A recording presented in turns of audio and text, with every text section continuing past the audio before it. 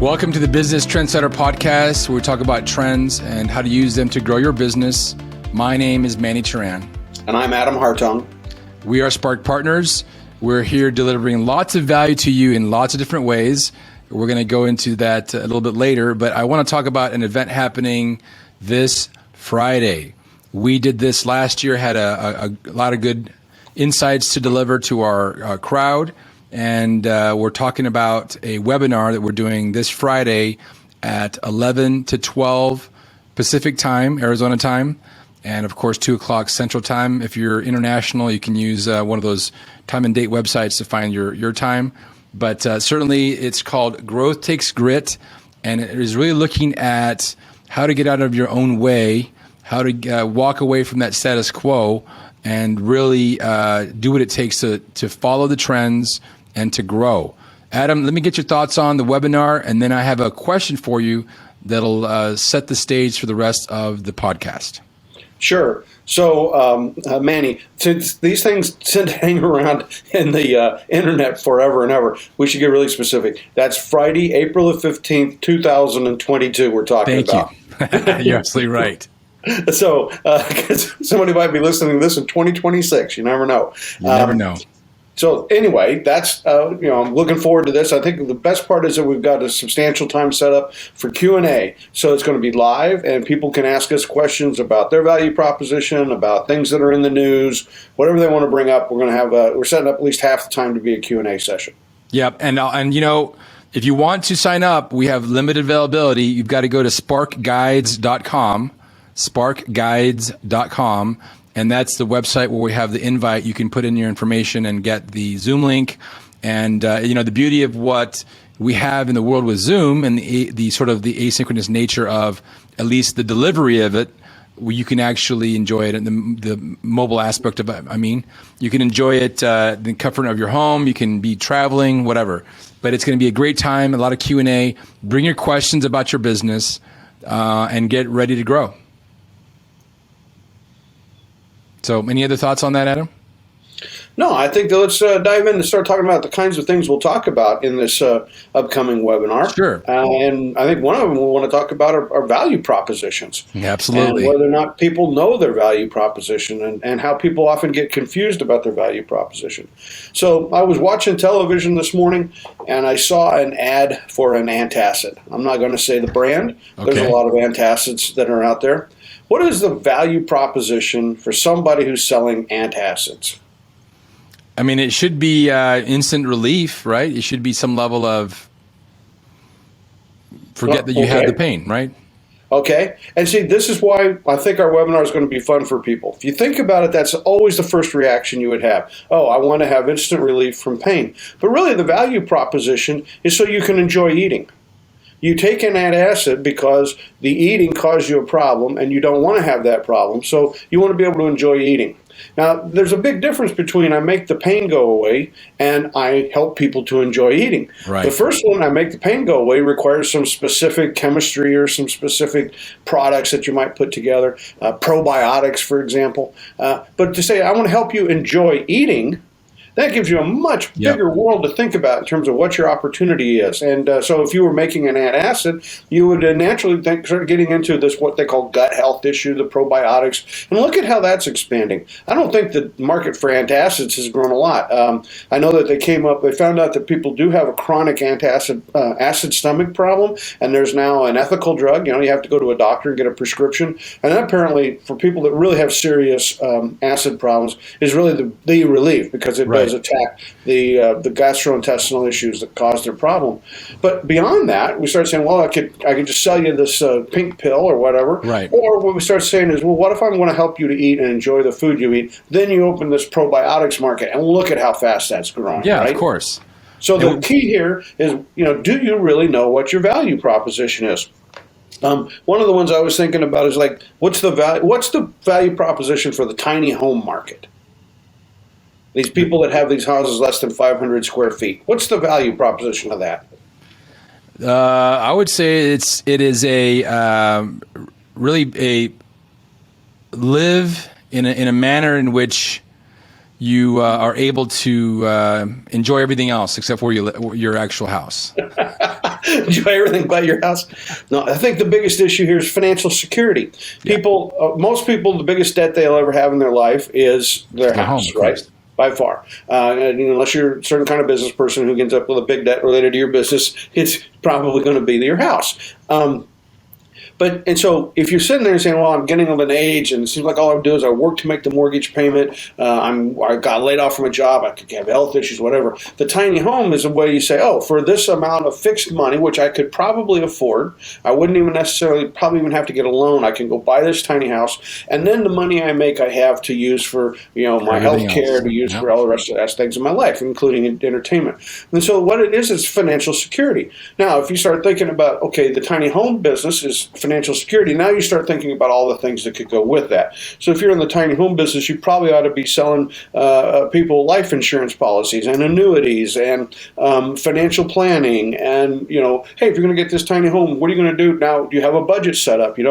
Family budget practices, software for family budget practices. Those kinds of things would now be an add-on business to create the opportunity. I'll give an example of this. What's the value proposition for fertilizer? To grow more product, to grow more, whatever you're growing. Well, you'd think so, but it's about having an attractive lawn, right? And why do you want an attractive? Oh, you're talking about for that lawn care? Yes. No, I thought you just meant in general. Yeah. Oh, okay. I'm sorry. I should have been more specific. I should have said lawn is to basically have a beautiful grass, right? Beautiful lawn, so you can compete with the Joneses at the end of the day. There you go. Actually, you did it. The beautiful grass is a step towards your pride and your ego, and saying, oh, look, when people drive down the street, they'll say, Manny Turan has a beautiful yard, right? And that's your ego, and that's you expressing yourself. And now we can start to think about this in a different way. And there was one company that picked up on this about 40 years ago, and that's Scott's. And they started off, they were a fertilizer manufacturer, right? And they started saying, the fertilizer to make it, the synthetic fertilizer that is 90% plus of the market, was not a hard thing to do. And so people thought of it as a generic product. It had three numbers, 10, 2, and 4, or whatever, right? They represented the three primary ingredients. And you went in, you bought the fertilizer, you didn't care about the brand. And they started saying, no, buy Scott's brand because your yard will be that much prettier. So they put a brand to it, but they didn't appeal by saying that they had better fertilizer. They appealed by saying you will have greener grass, right? And they started to appeal. Well, then they went and they started saying, well, what are we really out? It's about making Manny have a beautiful yard and helping his self-esteem go up. So what do you see? They go from fertilizer to seeds, and then they go into all the other products you could put in. And they even had lawnmowers, right? And you had Scott branded equipment. And then you could say, oh, look, if you see me mowing my grass and I'm pushing a Scott lawnmower, then I really care about my yard, and I'm a really good gardener, and I've got a really good green thumb. And so that becomes the opportunity. And John Deere jumped in on that, right? So here you have this company that for years it was made farm implements. And at the turn of the century, from 1899 to 1900, 95 out of 100 people in America worked in agriculture. Certainly by the time we get to the 100 years down the road, now it's more like 5 people out of 100 work in agriculture. It's inverted, right? So if you're selling farm implements, that market is not getting larger. You're going internationally. But they hit on this. They started saying, wait a minute. What would a person feel like if he had if his lawnmower was a John Deere lawnmower, right? Nothing runs like a deer. And so now what happens, you saw them go into the marketplace for these lawn equipment, and people would have these tractors. I know that, my second home that I've been working on for the last year in California, there's a lot of people in the neighborhood that have 5 acres, and they'll have a tractor. They have a small tractor, and they're very proud of their small tractor that they have. And they set it in the yard as if it was a Mercedes-Benz or a Lamborghini or something, right? That they want to have everybody take a look at. So this is what we're trying to do in the webinars. Help people think through what is your value proposition and how can that turn into something that's good.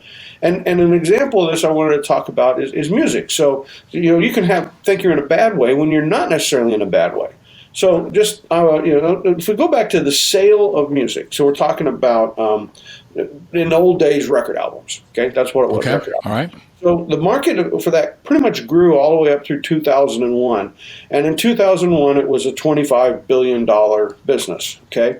But then sales started to tail off, and it got smaller. And by the time we get to 2010, it was only a $15 billion business, all right? So it goes from $25 billion to $15 billion. And again, at that time, 2001, albums were a $25 billion business, pretty much the whole thing. What do you suppose sales of overall music are now? So I went from 25 down to 15. What do you think they are now? So you're talking about the purchase of a media, like a DVD or CD, or just That's all getting music in your ears, where you're paying to have music in your ears, excluding live performances. I would say that, so 25 to 15, I would venture to say that it probably is holding pretty close to 15. It's 25. It's back to 25 now. Okay, and I bring this up because what we had back in 2001, it was all physical product. It was literally, I'm buying albums, I'm buying CD-ROMs, I'm buying maybe still some cassette tapes at that time. Yeah, that the physical medium was the marketplace. Right. But what we saw was a big transition in that, because in 2005, Apple launched iTunes. And when they launched iTunes, we started to see people, instead of buying the physical medium, they started buying the digital music, right? 99 cents a song, that was the whole thing about the iTunes. And so iTunes was launched in 2005, and by 2010, they grow, the market becomes a $15 billion market, but a third of that is digital music. It's that iTunes sort of music, right? So we've gone, and so the album sales keep, the physical CD-ROM sales, they keep getting smaller, but you got the digital music coming on. So what do you suppose iTunes-type digital music purchases are now? I would say they're pretty small. Right.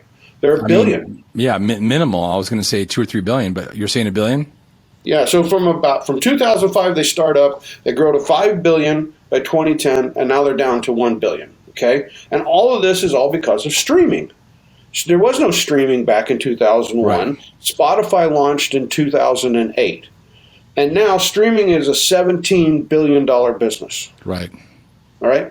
So the key here, and the reason I tell this story, is that if you were RCA, or if you were any kind of a record label, Warner or somebody. Yeah. The thing is, how did you think of your business? And the reality was, a lot of people thought of their business as selling CD-ROMs. It was selling, first of all, It was selling the vinyl records, and then we had 8-track tapes, we had cassette tapes, and then CD-ROMs came to dominate. And so they were thinking all in terms of this physical distribution. And as it started to go digital, they were sort of like scratching their heads. Well, I was selling a CD-ROM for $20, and now over here you can buy one song for 99 cents, right? And so Sony and a lot of people thought that the thing to do was to kill off the digital media if they could. Of course, they couldn't, and it kept growing. But then somebody came along and said, wait a minute, why couldn't we just stream this? Because by then we had YouTube, and people were going on YouTube and playing songs and, trying to get their names known out there and get people to understand who they were and book gigs. And so we see that somebody says, well, hey, let's, Spotify comes out. And then, of course, we now have Amazon Music, right? Or if you're an Amazon Prime, you get limited access to Amazon Music. Yeah. Pandora, I think, came along pretty much that same era as Spotify. They're still in business. They have free and paid music. So the key here, though, is I'm trying to help people think through what's your value proposition and what's your value delivery system, right? Yeah. And in this case, the thing was, we need to deliver this music to people, right? We want to make sure that people enjoy listening to music and not get hooked on that way that we do it. Yeah, and we like to use the term get versus gain. So in your first example, you're getting the antacid. That's what you're getting, but you're gaining the ability to eat whatever you want, right? Eat without pain or whatever. Enjoying the meal. Enjoying the meal. Sure. Yeah. And if antacids like that work for you, then a lot of times you might say, well, I wasn't going to have pizza, but now that I know that I could take this antacid product after the meal, I'm going to go ahead and have some pizza because I know that I'll be okay. Or it could be a probiotic that you take every morning, a little yogurt thing, or it could be a pharmaceutical. It could be a lot of things. So what we're going to hopefully help people understand in this discussion, and it's what we do every week on this podcast, is we're trying to help people understand. Don't get so tied. Don't get so locked into what it is you make, right? As you said, what's the gain? Why do people buy this product? What do they want? What do they want from you? And that often, when you get to that point, it helps you really to see many more opportunities. Sony should have been the absolute world leader in streaming music. Right. Here you had this company that was, electronically inclined. They they invented the transistor radio, so post World War II, about Korea War time. They invented the transistor radio. They lost track of the transistor business. That's okay. Everything went digital. Everything went hi-fi. But the reality was they stayed in music, and they kept buying up record labels, and they were a big player in that CD-ROM business. But they lost it to somebody else because they got so addicted to their business model, which is, let's go find a Paula Abdul, or let's go find a Michael Jackson or somebody like that, and we'll turn them into a superstar. We'll run a bunch of ads for them. We'll get them. They get really famous, and then what we do is we sell millions of these albums for these stars. So the whole business was find somebody you could help make into a superstar, and the next Madonna, and then you sell millions of those records at an extraordinarily high price. Again, the CD-ROMs were on average about $22 at the time when iTunes came out, and most people didn't really want all of those songs. Most people wanted the ones that were on the radio. And so that's why I kind of broke their back. But see, if Sony had just sat there instead of saying, I want to defend my business, I want to defend my CD-ROM business, and keep trying to block Apple and the digital thing were coming along. And instead they said, well, what's a better way to do this? They could have seen that the business of streaming of videos was coming along, right? Yes. And this bandwidth, which is out in the world, was going to be there. Could we use that bandwidth to stream music to people? And if we could stream music to them, then could we build a new model? And of course, many people today have these channels, whether it's Spotify or something else, and then they create their own sets of music that they like. So this is a really good segue, Adam, to one thing we do a lot is we talk about our course, and this is foundational. So you worked with Clayton Christensen at the onset to start this substantial study that then produced all of this content that we actually took and recompiled into the basis of the course, Think Innovation. And there's so much value in this course where we've had people that are just blown away by how much value they get from it. And so certainly this one thing we continually talk about, and we'll talk about it a little bit during the webinar, but it goes back down to recognizing your value and really understanding the difference between value and delivery, which I think we're talking about now. And then certainly understanding your customer. A lot of times you don't really understand your customer. And to understand your customer, you have to really understand trends. And you got to keep your eye on, of course, the competition. Right. And so if you understand the trends and you relate your value proposition to the trends, you have an opportunity to grow. That's what we're trying to get to all the time. And move away from the locking in your thinking into something physical, like a product that you sell, or a certain kind of a business model that you have. Like in the case of Sony, it was 20 songs bundled together in some form of technology that we thrust upon you. So it was this bundling of product that we could charge a high price for, and then depending upon the delivery method, to make it very difficult for you to replicate the product. If you could take a vinyl CD and a vinyl album, and you could record it onto your own cassette. And some people did a few of that, but it wasn't enough to substantially alter the value of the business model. So we tend to lock in on products and business models, and not enough on our customer and the value proposition. And if we're locked in on the value proposition of the customer, then it allows us to see these other ways, these new business models, these new technologies, as a way to grow our business, right? It takes some courage. It takes some courage to be able to say, yeah, I can have multiple value delivery systems, but once you do, that's when you start to see something like an Amazon here, where you have Amazon that is it's an e-commerce site where you can go and buy a million things, but they broke from the old model. Like the original model was, we've got to have the inventory in order to sell it to you. And they said, no. We'll get customers to come to the site, and then when they place an order, it'll go directly to your store. We don't need to have any inventory. Somebody else will keep that inventory and do that shipping, and we'll just be this clearinghouse for these orders for people and give it a common look and feel. And then they got into the technology business, right? And Now they've bought out MGM, and they're in the movie business, and they're streaming movies, and now they've got I think the second or third largest in terms of music. And I wasn't even that aware because I don't buy music. I'm content to just listen to the free streaming services that are out there. But I was doing some research today, and I think Amazon might be the second largest. Yeah. So they're in a bunch of businesses, right? And that's the thing is that you don't have to get stuck. You don't have to get stuck. And if you do get stuck, you're going to have problems with your revenues. And so that's where we're trying to find this grit to where we can say, come on, quit oversimplifying your business. You're trying to make it feel like if you just run a good ship, everything will turn out fine. And unfortunately, better, faster, cheaper. But instead, what we have to do is start saying, what's our value proposition and what is it we can do for people? And then making sure that we follow the trends. So, for example, one of the big trends we keep talking about is the gig economy. And a couple of things have come up in the last week, and I had somebody ask me and say, well, I don't think you're right. I think you're way off base in terms of the gig economy. And I said, why? And they said, well, did you just see where Starbucks now has 16 stores that are unionized, and there's 150 stores that are set up to vote on a union? And did you see that Amazon almost got a union down in the South, but it didn't fly, but now they voted in a union in Staten Island? And a bit of this is the media in terms of what makes a good headline. Dog bites man is not a good headline. Man bites dog is a good headline, right? That's an old phrase from way back when. And that's the way the media operates. It's just interesting as news. And so they'll take and put something unique, and that will become a headline. But look, what we as business people have to do is look at that and say, wait a minute, is that a trend, or is that just a unique element of something that made a headline?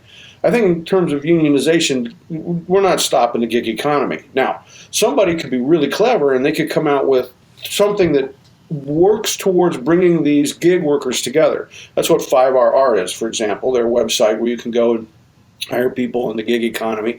And I don't know how successful they are. Their P&L, and when you look at it, it's a publicly traded company, it doesn't look very good, to be honest. But perhaps they've got deep pockets, and perhaps they'll make it work. But certainly, it's some sort of an organization or association of gig workers to help them get health care, to help them solve problems that they used to solve through an employer would probably be a successful thing to go forward. I wouldn't call it a union. And to the extent these other organizations are unions, you should do some research on the one that were Amazon. That had nothing to do with any existing unions. In fact, it was a bunch of people got together and said, look, we don't like the way Amazon is treating us, and we ought to form a union. And they did. And they didn't even register it with the National Labor Relations Board.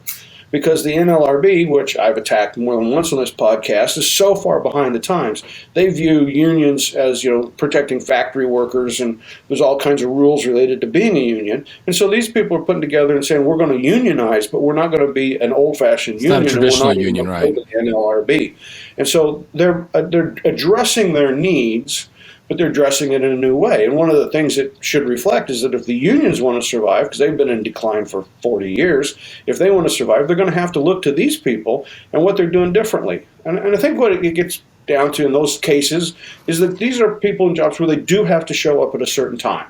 Right? It's not like a gig worker where you've got this flexibility. Somebody's got to be there moving those packages or running the belts in those warehouses at a certain time. There are standards of performance, right? How quickly you get. So there's tasks. There are defined tasks. They can be measured and they are done, and you can be measured on how fast and how quickly they happen and what the accuracy rates are. This is work that's similar to what work was like in the 20s and 30s in the industrial era, and therefore, it does put you in a position where you start saying, well, man, if I don't pay attention here and protect myself, the people who own this business will work me to death, right? Yeah. And so what we see are people at Starbucks, I got to be there at a certain time, I got to make the coffee, this is not something where it can be easily replaced by a robot. And certainly maintain the stores and the ambiance that we're looking for. So they're saying, hey, we could get together and we could figure out how we could try to push back against this megalith that isn't paying us a living wage.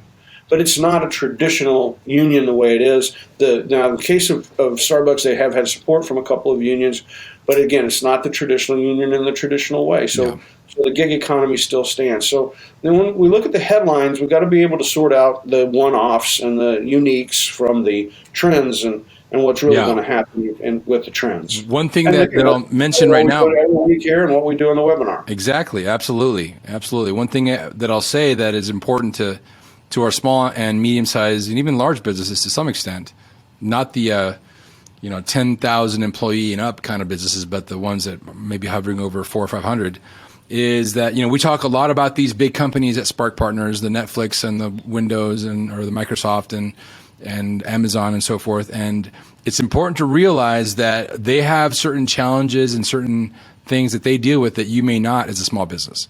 You have the ability to pivot a lot faster than they can. And I'm going to ask you about Microsoft here very soon, Adam, because I know you've had a peppered reaction to them over the years, and I want to make sure our listeners and viewers understand that, of how they were able to pull through from, to some degree, maybe certain death. So if you're in a small business or a medium business, take these things we talk about and think about them and extrapolate them to your own business.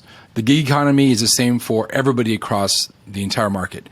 Asynchronous communication, asynchronous life, mobility, demographics, these are all the things that affect everybody.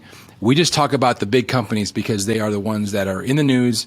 They're easy to identify and to actually talk about. But Adam, give me your opinion about what Microsoft has been doing over the past 5, 10, 15 years.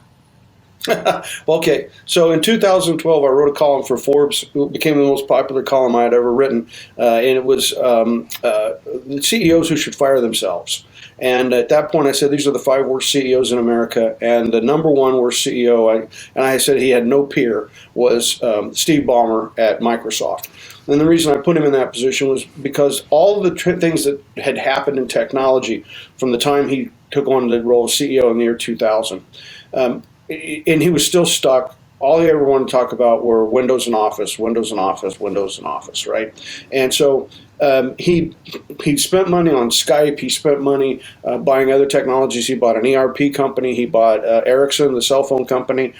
Nothing made it because he didn't resource it. He didn't put any commitment to it. He didn't put his best people on it. He didn't put money to it. And so, by the time the board finally fired him, I think it was 2016, 2017, by the time he got fired, the company was just doing terrible. It was all of its resources were trying to prop up the PC business, which was a dying business, right? Because everybody was going mobile. So one of the biggest errors I made was I kept saying that I didn't think they would survive. I thought that they would go away. And what I didn't anticipate was that the board would fire Ballmer. And then when he was fired, he was replaced by an insider who happened to be clever enough to realize that Ballmer had been going the wrong direction. And he stopped resourcing Windows and Office. It drastically cut back what was spent on those and got him into the software as a service and cloud services. And so now, I'm very bullish on the company again. I turned bullish on them a couple of years ago, and I'm very bullish on their progress because they're very much not the Windows Office. It was kind of like, at one point, Apple was the Mac company, and as the Mac company, it stunk. It kind of, it was a terrible company. They fired Jobs, and they went through a string of CEOs that did absolutely nothing to fix the problem because they were this one product company that kept trying to defend it. And then Jobs came in and he pivoted. He pivoted the company to mobile, and he brought out the iPod, and the whole the Apple we see today came from the iPod. That's where it originated. It did, and a lot of people don't recognize that. The company didn't pivot until Jobs came back. He was much older, much savvier. He'd seen a lot of things happen in the world, and he realized he needed to take the time and do something different. And the same is true with Nadella. He said, look, I know what's happened to Microsoft, and he pivoted it. And the pivot is the result of knowing your value proposition. It's not, you don't pivot for fun. You don't pivot because it's a term that comes out of Silicon Valley. You pivot because you say, hey, I now understand why people value me, and my value delivery system, what I used to do, selling CD-ROMs or selling antacids, that business is not going anywhere. So what I have to do is realize what the value they had is, what they value, and once I know what they value, let's pivot our value delivery system. Let's get into new things. Let's get into what will help them to really get what they want. And it would make a lot of sense. For example, if you were in the antacid business, you would be one of these companies sending food to people's homes. Because if you think about it, you want to help people eat. You want to help them eat well. So it would not surprise me if the probiotic type companies would get into delivering healthy food to your house and say, look, you're less likely to have distress if you buy the food that we sell you, right?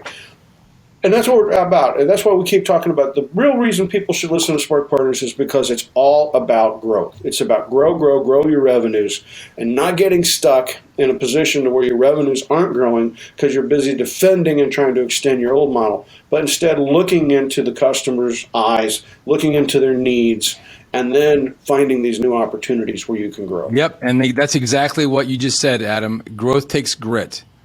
Growth is not easy. Growth is following the trends, following your customers is not something that comes easy. You think it's easy for Microsoft to make that giant shift away from the Windows and Office?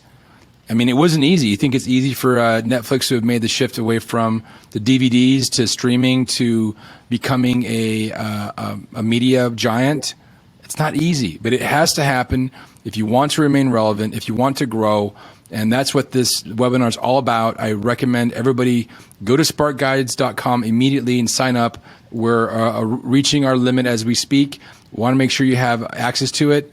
And it's going to be an hour full of lots of great insights and topics. And so sign up as soon as you can. Adam, any final thoughts before we log off? I hope people think about their needs in their business and they bring some questions to the webinar as well.